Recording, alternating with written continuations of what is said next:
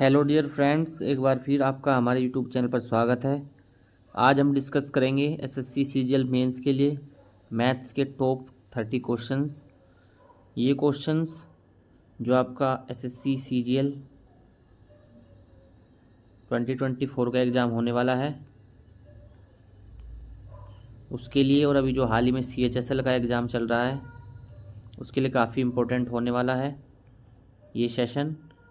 And तक देखिएगा, video अच्छी लगे तो लाइक कीजिए और अपने दोस्तों में शेयर कीजिए। तो चलिए वीडियो की शुरुआत करते हैं। पहला क्वेश्चन हमारा ये रहा, दो समबाहुभुज हमारे पास हैं, उनकी भुजाओं की कुल संख्या है 5:2 के रेशो में। तो बोल रहा है कि उनके बाह्य कोणों के मापों के बीच का जो अंतर है वो 9 डिग्री का है। तो दोनों की भुजाओं की संख्या। अच्छा देखिए, हमेशा याद रखिए कि किसी भी बहुभुज में अगर भुजाओं की संख्या n होती है तो उसमें जो बाह्य कोण होता है वो होता है 360/n। क्या होता है? 360/n। ठीक है, 360/n। क्योंकि आपको पता है अंतःकोण आपने देखा होगा कि अगर किसी बहुभुज में n भुजाएं होती हैं तो अंतःकोण का योग कितना होता है? n-2 into 180। एक के सेंस में एक को निकालना है, एक अंतःकोण n से डिवाइड कर देंगे। बाह्य कोण निकालना तो 180 में से इसको सब्ट्रैक्ट करेंगे। तो आप इसको डायरेक्ट याद रखिए, वो होता है 360/n। अब निकाल लेंगे हम आराम से। 5 और 2 के रेशो में दी हुई है हमको, तो कितना हो जाएगा डिफरेंस? 360/5x minus 360/2x। ठीक है, ये 9 के इक्विवेलेंट है। अब यहाँ पे कितना आएगी वैल्यू? 5x तो आपका एलसीएम आ जाएगा, 360 को आप यहाँ पे ले जाएंगे तो 1/40 हो जाएगा। तो यहाँ पे क्या आ जाएगा? इनका डिफरेंस। अच्छा, डिफरेंस लेना था तो शायद ये वैल्यू बड़ी है तो आप ऐसे भी कर सकते थे, या फिर आप यहाँ पे सिंबल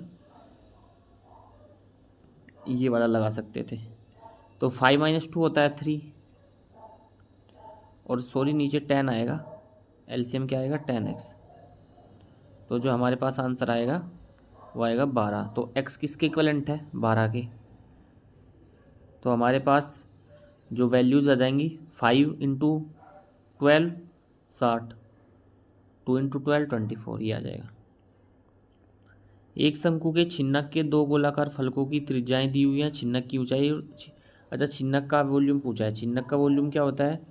πh/3 इंटू में r² plus small r² plus r into R. ये सीधा फॉर्मूला है, इसमें आप रख देंगे v is equal to πh/3 22/7 into 3 into h की वैल्यू है हमारे पास 14 इंटू में क्या आ जाएगा?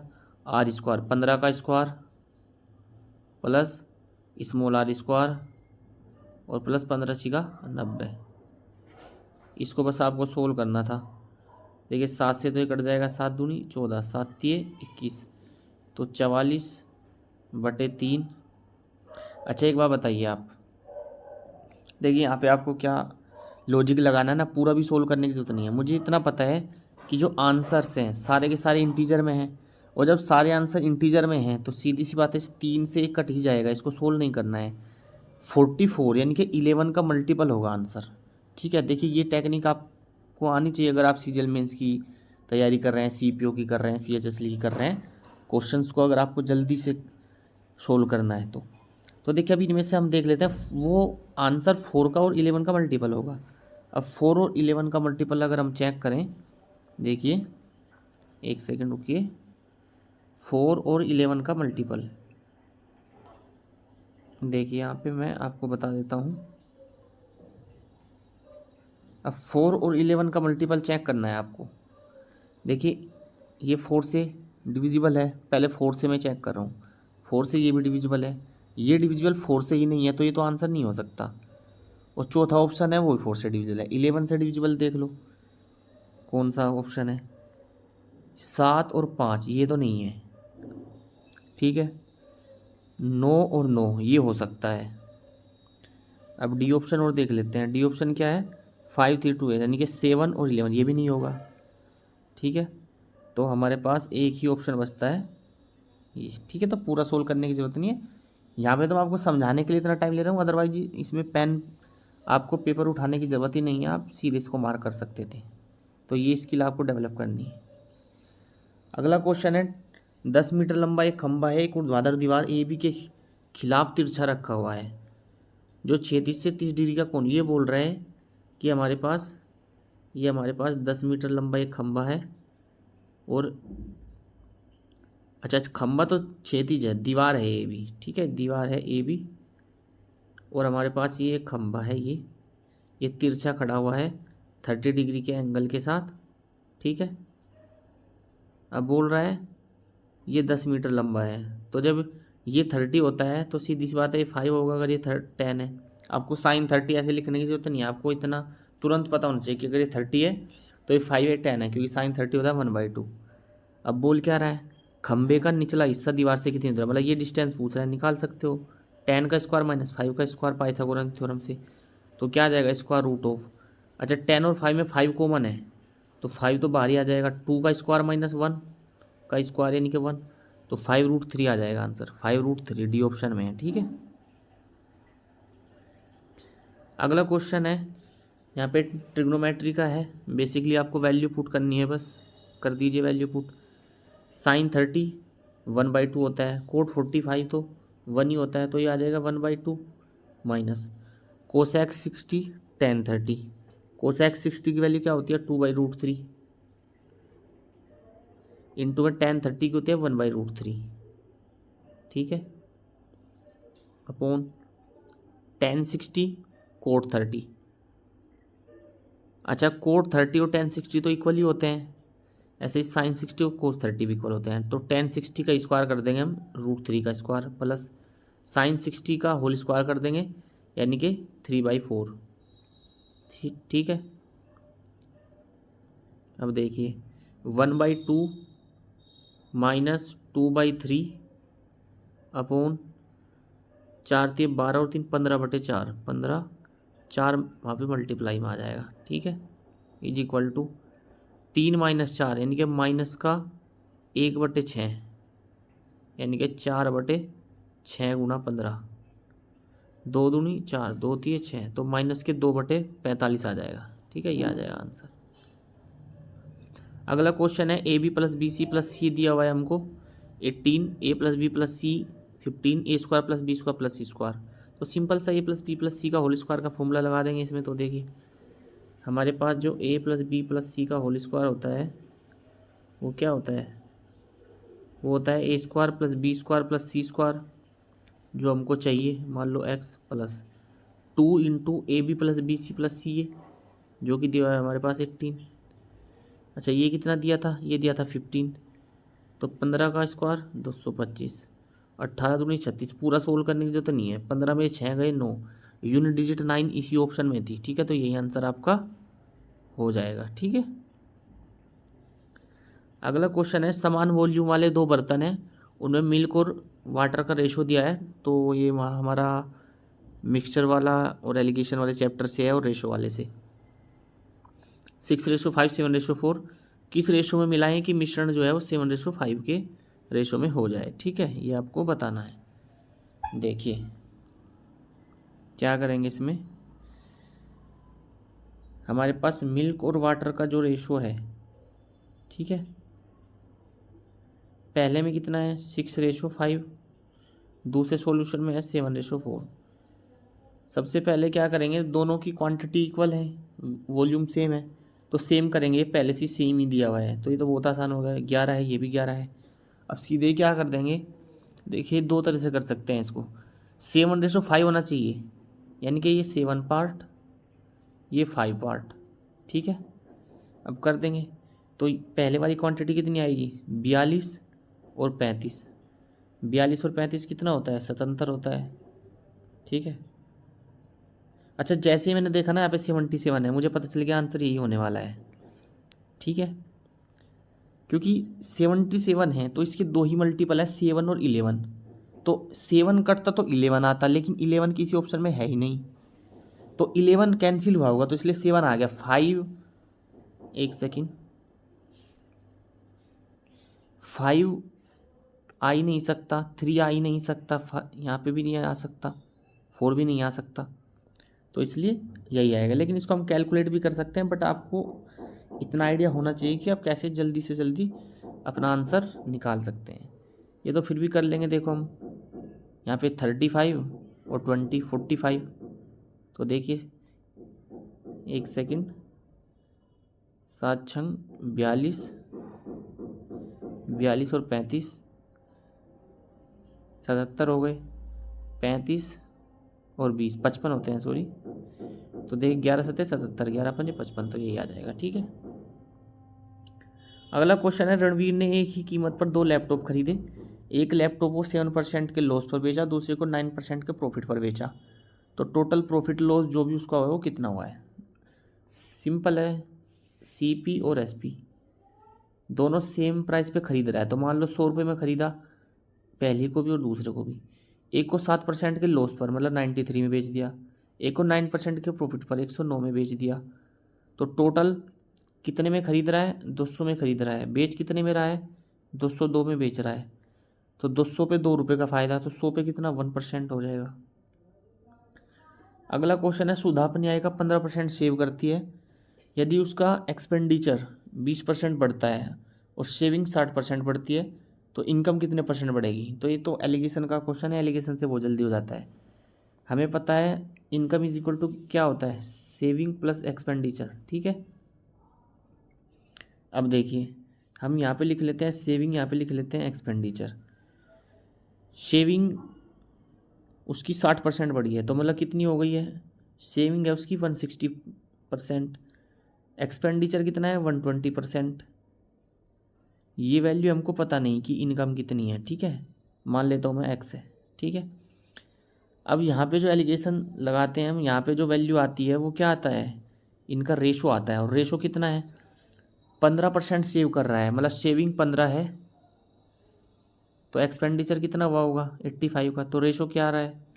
5 से काट देंगे, 5 ते 15 और यहाँ पे 17। अब देखिए 160 माइनस एक्स, 160 माइनस एक्स, ठीक है, और ये अपॉन में आ जाएगा 120 माइनस एक्स। ठीक है, वैल्यू क्योंकि 120 और 160 के बीच में लाई करेगी, तो ये किसके इक्वल आ जाएगा? 160 माइनस एक्स, ये इसको करस्पॉन्ड कर रहा है 160 माइनस एक्स, 17 को 17 को करस्पॉन्ड कर रहा है। 120 माइनस एक्स 3 को करस्पॉन्ड कर रहा है। अब देखिए कितनी आएगी वैल्यू, यहाँ पे आ जाएगा 17 माइनस 3, 14x बराबर 160 माइनस एक्स होगा, और ये x माइनस 120 होगा। ठीक है, ये यहाँ पे थोड़ा सा गलत हो गया, 1 सेकेंड रुकिए आप। ये क्योंकि वैल्यू 160 से तो क्या है, छोटी रहेगी, लेकिन 120 से तो बड़ी रहेगी ना, तो क्या हो जाएगा x माइनस 120। तो कितना आ जाएगा यहाँ पे? 14 नहीं आएगा, ये आएगा 17 और 20 आ जाएगा। ठीक है, ये आएगा 20। तो 20x किसके इक्वल आ जाएगा? 17 इंटू माइनस 3 उधर चला गया, तो 16 3 48, 480, 480 प्लस यहाँ पे आएगा 17 गुणा 120। इसको मैं ऐसे ही लिख लेता हूँ 17 गुणा 120 को। ठीक है, 17 गुणा 120। तो x की वैल्यू क्या आ रही है हमारे पास? यहाँ पे ये आ जाएगी 20 से काट दो, 2 दूनी 4, 2 चौक 8, प्लस 2 से इसको 60, 60 आ जाएगा हमारे पास 6, 17 छिक्का 102, तो कितना आ रहा है? 126 आ रहा है। तो 126% बढ़ गई है, तो 100 पे मतलब 26% बढ़ गई है। ठीक है, 26% हो जाएगा। इसको सोल्व करना था, सिंप्लीफिकेशन का एक सिंपल सा क्वेश्चन है, कर सकते हैं आराम से। सबसे पहले ब्रैकेट, आपको पता है इसमें क्या फॉर्मूला लगता है? वी बोर्ड मास लगता है, तो वी बोर्ड मास आप याद रखिए, सिंपल हो जाएगा। ठीक है, अब देखिए यहाँ पे इसको सोल्व करिए पहले आप। तो 8 और 6, ये कितना बचेगा? 3.4 और ये 12 आ जाएगा। फिर 4, इसको ओरली कर सकते हैं आप, 4 - 12 -8, 6 और 8 14, 18 - 14, 18 - 14, 4 प्लस 4 2 जा 8, 12 आ जाएगा। 4 पावर 71 प्लस 4 पावर 72, 4 की 4 कंसेक्यूटिव पावर्स हैं, ये बताना है किससे विभाजित होती हैं। ठीक है, तो देखिए वैसे याद ही रखना चाहिए, 4 की 4 कंसेक्यूटिव पावर्स हैं वो इसी से विभाजित होती हैं। क्योंकि देखिए ऐसा इसलिए होता है क्योंकि 4 पावर 71 आप इसमें कॉमन ले लीजिए, तो क्या आएगा यहाँ पे 1 प्लस 4 प्लस 16 प्लस 64, तो जो ये वैल्यू है कितनी आ रही है, 85 आ रही है। अब 85 में 2 फैक्टर होते हैं, एक होता है 17 और एक होता है 5, तो ये जो ओवरऑल वैल्यू आएगी ये 17 और 5 दोनों से डिवाइड होगी। 17 दिया हुआ है। एक प्रिंटिंग प्रेस में अनिल 2 घंटे प्रतिदिन काम करके 4 दिन में 1600 पृष्ठ छाप सकता है। अनिल और उसकी मित्र श्वेता के लिए 8 घंटे प्रतिदिन काम करके 4 गुने पृष्ठ कितने दिन में छाप सकते हैं। दोनों की एफिशिएंसी सेम है, तो फॉर्मूला लगता है आपको पता है कि MDH/W, M1D1H1/W1। ठीक है, man days per hour upon work. ठीक है, ये होता है फॉर्मूला M2D2। एग्जाम में ऐसे लिखना नहीं है आपको, मैं आप ओनली समझाने के लिए लिख रहा हूँ। ठीक है, एफिशिएंसी सेम है क्योंकि एक मैन है, कितने दिन, 4 दिन, कितने आवर एक दिन में करता है, 2 घंटे प्रतिदिन कर रहा है, कितना काम है, 1600 पृष्ठ छापने का काम है, इज इक्वल टू, यहाँ पे मैन 2 हो जाएंगे क्योंकि श्वेता भी ऐड हो जाएगी, इनटू कितने डेज में करेगा ये हमको बताना ही है, इनटू 8 घंटे पर डे। अब वर्क कितना है, इसके 4 गुना पेज छापने हैं, 4 × 1600। अब ये तो बहुत आसान हो जाएगा सिंप्लीफिकेशन, इससे इसको काट दो। ठीक है, अब देखिए ये 4 से 2 आएगा और ये 2 और 2 4, ये पूरा 4 को काट देगा, तो x की वैल्यू 2 आ गई। क्या आ गई, 2 आ गई, तो यहाँ पे 2 हो जाएगा। महावीर एक्सप्रेस और धारावाही एक्सप्रेस अपने हाल के स्टेशनों से 23 और 33 की स्पीड से एक दूसरे की ओर चल रही हैं। ठीक है, अपोजिट डायरेक्शन का केस है तो ऐड हो जाएंगी रिलेटिव वेलोसिटी।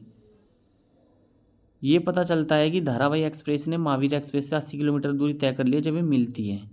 तो दोनों के बीच की दूरी देखिए क्या है ना, दरअसल मान लीजिए ये यहाँ पे है। ठीक है, एक यहाँ से चली, एक यहाँ से चली। ठीक है, अब जब ये मिलेंगी कहीं पे तो उनके बीच की डिस्टेंस का जो डिफरेंस है वो 80 किलोमीटर है। अच्छा आप ये बताइए 1 घंटे में डिफरेंस कितना है। 1 घंटे में अगर वो 1 घंटा चले तो डिफरेंस कितना है, एक 23 किलोमीटर चल रही है, 33 किलोमीटर, तो 10 किलोमीटर का डिफरेंस आ रहा है 1 घंटा चलने पे ही। लेकिन डिफरेंस आ कितना रहा है, 80 किलोमीटर का, तो 80 किलोमीटर मतलब 8 टाइम्स है यहाँ पे। ठीक है, 8 टाइम्स है। ठीक है, तो इसका मतलब 8 घंटे का डिफरेंस है, तो 8 घंटे में मिल रही हैं। तो 8 घंटे में कितनी दूरी तय कर लेंगी, रिलेटिव स्पीड कितनी हो जाएगी इनकी, 23 + 33 और इनटू में 8, तो कितना आएगा। अच्छा पूरा भी करने की जरूरत नहीं है, यहाँ पे देखिए 6 है और 8 से मल्टीप्लाई करेंगे तो यूनिट डिजिट 8 ही आएगी। ठीक है, तो यही हो सकता है। ठीक है, क्रमशः 8, 12 और 15 व्यक्तियों के साथ 3 समूह ए, बी और सी हैं। बी के 10 व्यक्तियों की एवरेज आयु 25 है, शेष 2 की आयु का वो 110 है। सी की आयु औसत 25 है, ए की 40 है। तो सभी की एवरेज बची, तो बहुत आसान है। देखिए इसको कैसे करेंगे हम, सभी का आयु का सम निकाल लो और टोटल जितने हैं उनको डिवाइड कर देंगे उससे। ए की आयु का सम बताओ कितना है। देखिए ए बी में कितना दिया है, बी में 10 की औसत आयु 25 है, तो 10 का योग कितना हो जाएगा, 250 हो जाएगा, 250। और जो बाकी के 2 थे बी में उनका 110 है योग। ठीक है, प्लस ए का कितना है, ए की है 40 और ए में 8 हैं, तो 8 × 40 320 हो जाएगा टोटल सम। प्लस सी में 25 है, सी के है 15, 15 × 25 कितना होता है 25, ये 375 हो जाएगा, 375। ठीक है, अपॉन में टोटल कितने हैं 15 + 12 कितना हो गया 27, 27 और 8 35, तो ये आएगा एवरेज। अच्छा, इसको आप 5 से काट भी सकते हो, थोड़ा सा ऐड भी वैसे करना मुश्किल नहीं है, यहाँ पे कर सकते हो ऐसे भी ऐड।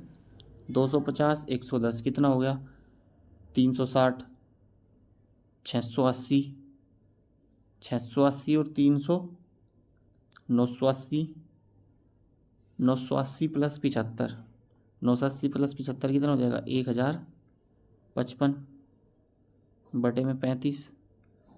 अब ये 7 से ऊपर वाला 5 से काट दो, 5 7 35, 5 दूनी 10, 5 एकम 5, 5 एकम 5। अच्छा, मुझे पता है कि 210 जो होता है वो 30 टाइम्स आता है, तो 30 से थोड़ा सा ज़्यादा आएगा आंसर, और 30 से थोड़ा सा ज़्यादा डी ऑप्शन में दिया गया था, ठीक है। एन्या और क्लारा ने क्रमशः 4500 और 8000 रुपये के निवेश के साथ एक व्यवसाय शुरू किया। इन्वेस्टमेंट वाला क्वेश्चन है, आपको पता है इसमें फॉर्मूला क्या लगता है, प्रॉफिट हमेशा किसके प्रोपोर्शनल होता है, इन्वेस्टमेंट इनटू टाइम।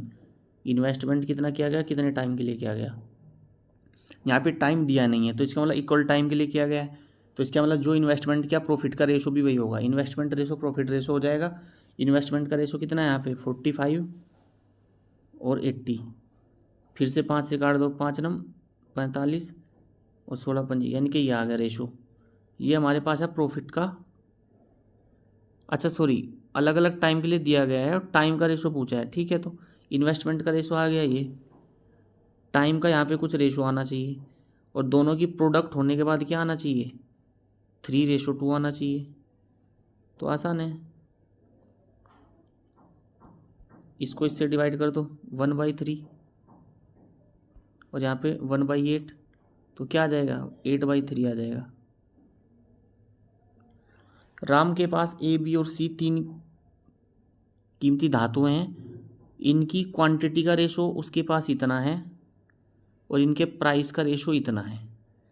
बोल रहा है उसके पास मौजूद धातु की कीमत के लिए एक धातु के 273 ग्राम में बदल सकता है। मतलब जो टोटल जितना भी उसके पास अमाउंट का धातु है, उसको 1/273 ग्राम से बदल सकता है। 1/273 ग्राम के इक्वलेंट है मतलब वो, तो पूरी धातु का वजन बताना है। अच्छा, हमें पता है, देखिए क्वांटिटी का रेशो क्या दिया हुआ है, क्वांटिटी का रेशो है 3:5:11, ठीक है। और जो प्राइस का रेशो है वो क्या दिया हुआ है, वो दिया हुआ है 12:7:5, ठीक है। तो टोटल अमाउंट क्या आ जाएगा 12×3 = 36 + 7 × 35 + 11 × 55, कितना आएगा 55 + 35 कितना होता है 90, और 30 126, 126 आ रहा है टोटल प्राइस, ठीक है। अब 126 जो प्राइस है ये ए धातु के 273 ग्राम में बदल सकता है। अच्छा, ए धातु का वेट कितना होगा इसके इक्विवेलेंट, ए धातु की प्राइस क्या है 12 है, सब टोटल की प्राइस 126 है, तो अगर मैं इसको 12 से डिवाइड कर दूँ तो ये 12 के इक्विवेलेंट कितना आ रहा है 126/12 आ रहा है, और 126/12 हमारे पास जो है वैल्यू ये 273 ग्राम के इक्विवेलेंट है। तो सभी का टोटल वेट बताना है, और टोटल वेट कितना हो जाएगा 5 और 3 8, 8 और 11 19, 19 पार्ट किसके बराबर है ये बताना है मेरे को, 19 पार्ट, तो 126/12 पार्ट इसके बराबर है। तो कर लो सोल्व, 4 से कट जाएगा शायद ये, 4 नहीं 4 से नहीं कटेगा,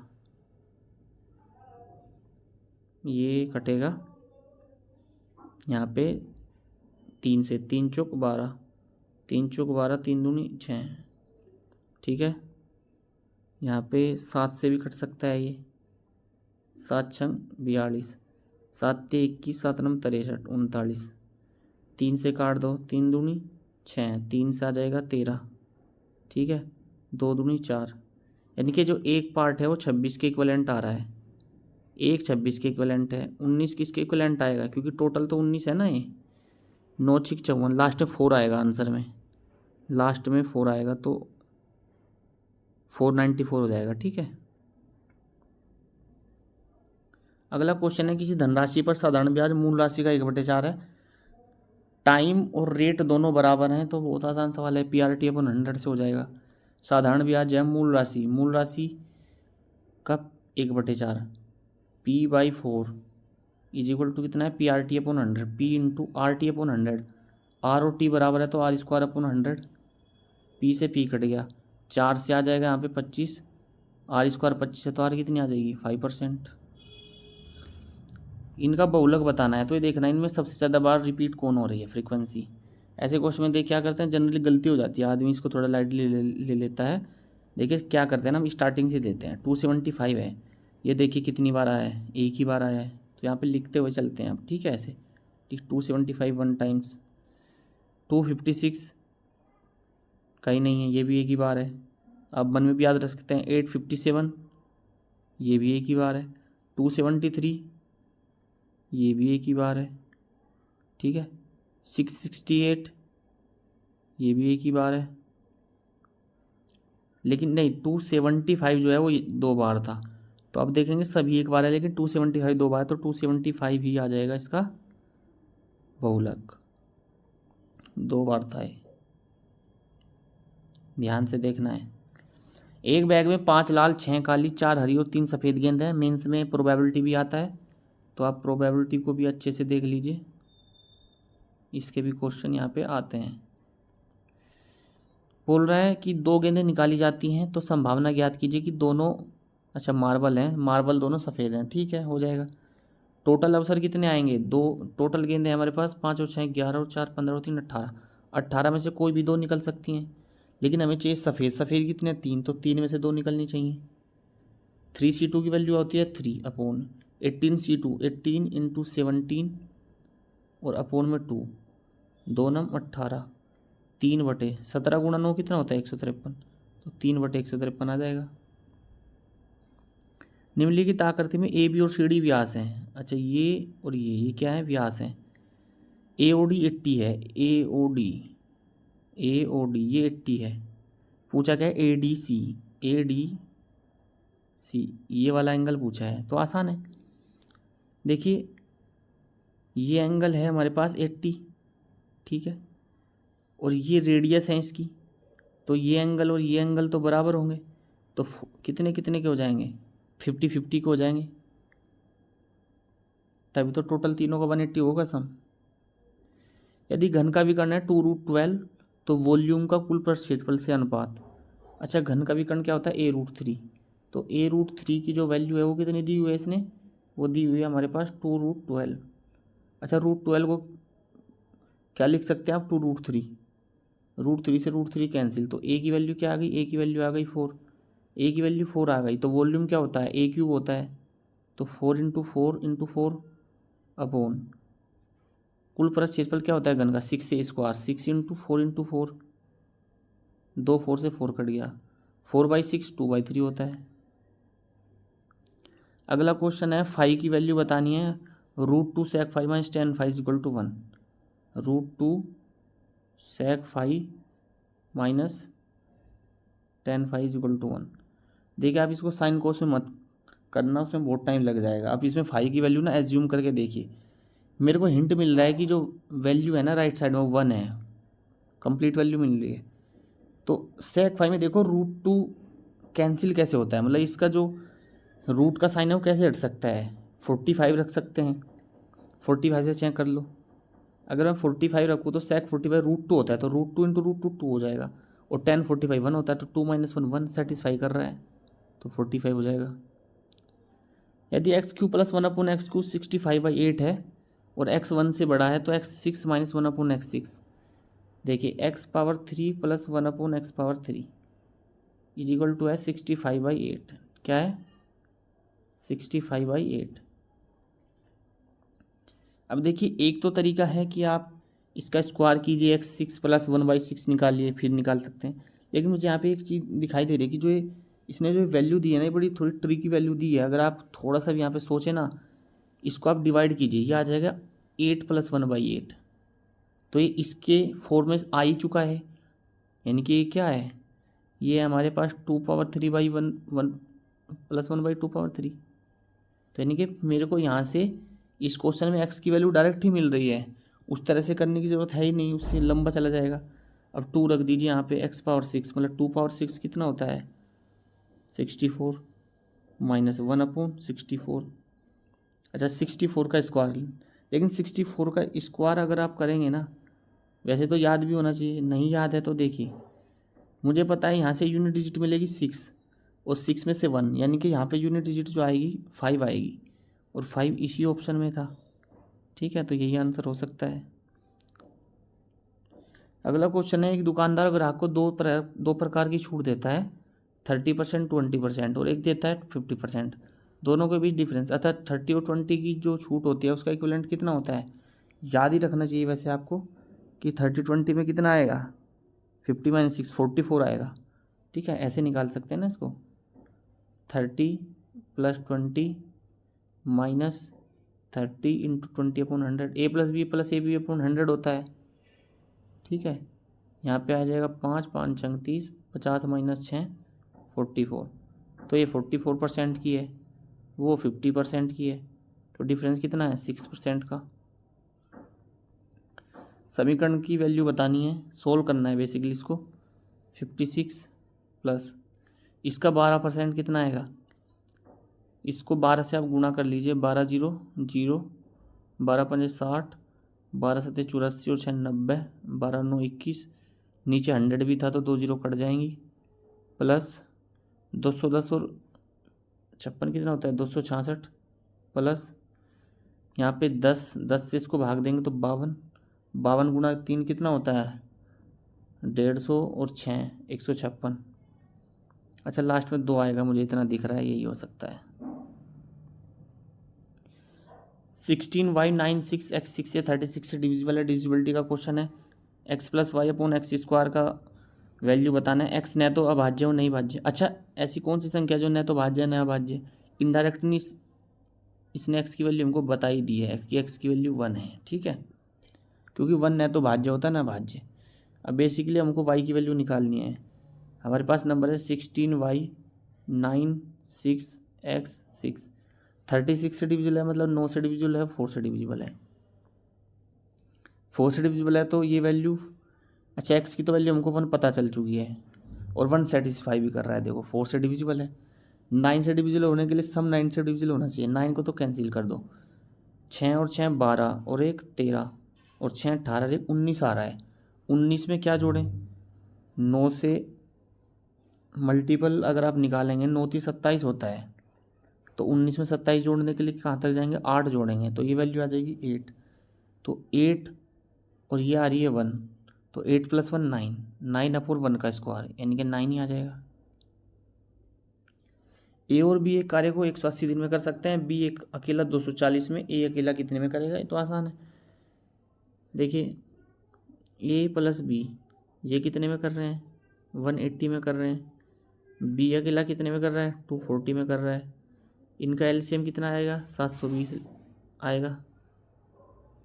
इसकी एफिशिएंसी 4 आ गई, इसकी एफिशिएंसी 3 आ गई, दोनों का डिफरेंस 1, यानी कि ए की एफिशिएंसी 1, 1 की एफिशिएंसी से 720 यूनिट कार्य 720 दिन में ही होगा।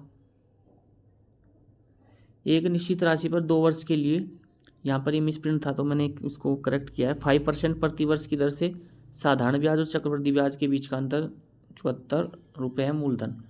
अच्छा सिंपल इंटरेस्ट की अगर मैं बात करूँ तो सिंपल इंटरेस्ट 2 वर्ष में 5% के रेट से कितना मिलेगा 10% मिलेगा। कंपाउंड इंटरेस्ट कितना मिलेगा 5% और 5% का 2 बार सक्सेसिव अगर मैं निकालूं तो कितना होता है 10% + 0.25%, तो दोनों का जो डिफरेंस है वो 0.25% ही आ रहा है। और 0.25% किसके इक्वल है 74 के, 0.25% 74 के इक्वल है। तो 1% किसके इक्वल है 4 से गुना कर देंगे, 4 × 16 और 4 × 7 = 28 और 29, तो 100% किसके इक्वल हो जाएगा 296 के आगे 2 0 लगा देंगे। यहाँ पे भी मैंने इसको करेक्ट किया है, ये माध्यिका होना चाहिए। यहाँ पे एक गेंदबाज द्वारा लिए गए विकेटों की संख्या दी गई है और गेंदबाजों की संख्या, माध्यिका निकालनी है।